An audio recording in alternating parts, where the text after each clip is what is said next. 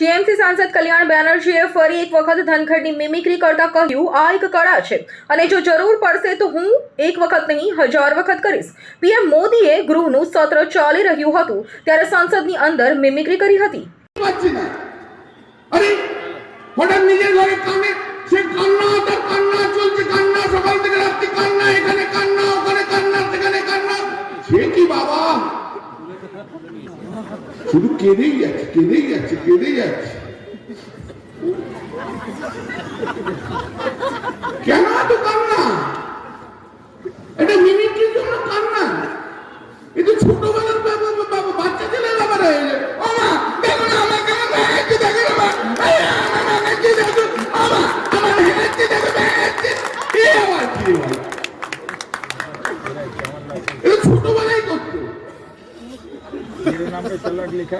এখন তো বাচ্চা বাচ্চা ছেলেরা করে। আপনাদের মতো অনেকের টিচার আছে নিশ্চয়, আছেন তো? ছেলেদের বাচ্চা ছেলেদের পড়ার নিশ্চয়ই দেখেছে।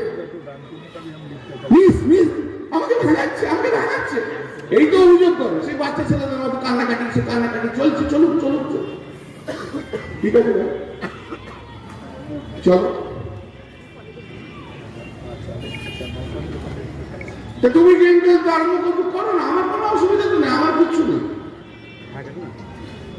কিন্তু আমি বাংলার মাটিতে তৈরি, আমি বাংলার সংস্কৃতিতে, আমার ছাত্র জীবন। અમારી તમામ માહિતીથી અપડેટ રહેવા માટે જોડાયેલા રહો S9 ન્યૂઝ સાથે।